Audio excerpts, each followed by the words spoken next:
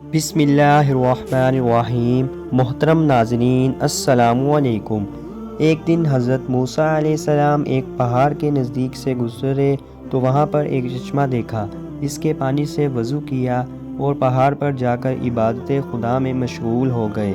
اس دوران میں انہوں نے دیکھا کہ ایک گھڑ سوار شخص چشمے کے پاس آیا، اس سے پانی نوش کیا اور وہاں پر ایک تھیلی بھول گیا جو درہموں سے بھری ہوئی تھی۔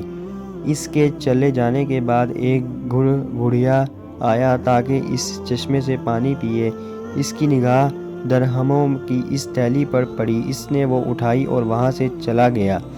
پھر سر پر لکڑیاں اٹھائے ہوئے تھکا باندھا ایک بوڑھا شخص چشمے کے پاس آیا، اس نے لکڑیاں زمین پر رکھی اور آرام کرنے کے لیے بیٹھ گیا۔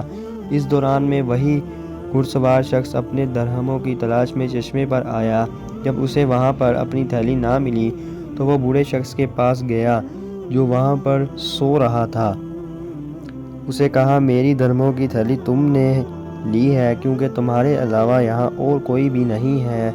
اس بوڑھے نے کہا، مجھے تمہاری تھیلی کے بارے میں کچھ بھی معلوم نہیں ہے۔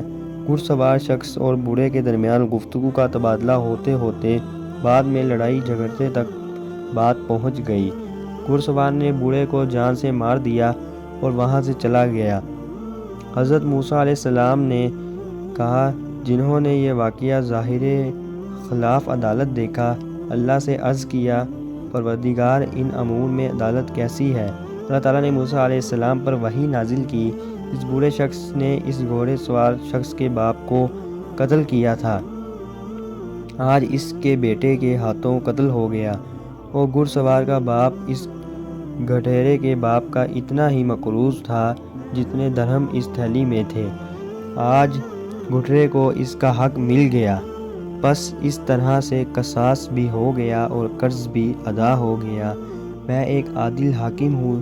جس وقت حضرت موسیٰ علیہ السلام اور ان کے بھائی حضرت ہارون علیہ السلام حکم خدا سے فرعون کے پاس گئے اور اسے خدائے وحدہ لا شریک کی طرف دعوت دی تو فرعون نے ان کی دعوت قبول نہ کی۔ جناب موسیٰ ہارون علیہ السلام جب وہاں سے پلٹے تو راستے میں موسلا دھار بارش کا سامنا کرنا پڑا۔ مجبور ہو کر اپنی ماں کی رشتہ دار ایک بوڑھی عورت کے گھر اور رات وہاں پر بسر کی۔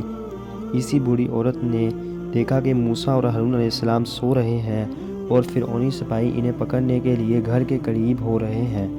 وہ بوڑھی عورت ڈر گئی کہ فرعون کے درندہ سپاہی کہیں موسیٰ اور ہارون علیہ السلام کو کوئی نقصان نہ پہنچائیں۔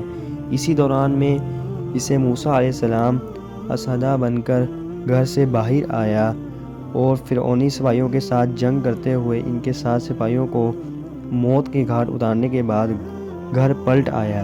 جس وقت جناب موسیٰ اور ہارون علیہ السلام نیند سے بیدار ہوئے تو اس بوڑھی عورت نے انہیں فرعونی سپاہیوں سے عصا کی جنگ کے بارے میں بتایا اور اسی وقت موسیٰ اور ہارون علیہ السلام پر ایمان لے آئی اور ان کی رسالت و نبوت کی تصدیق کر دی۔ اگر آپ کو ہماری ویڈیو اچھی لگی ہے تو ویڈیو کو لائک کریں اور مزید اس طرح کی ویڈیو دیکھنے کے لیے ہمارا چینل سبسکرائب کریں۔ ملتے ہیں نیکسٹ ویڈیو میں، اجازت دیجیے، اللہ حافظ۔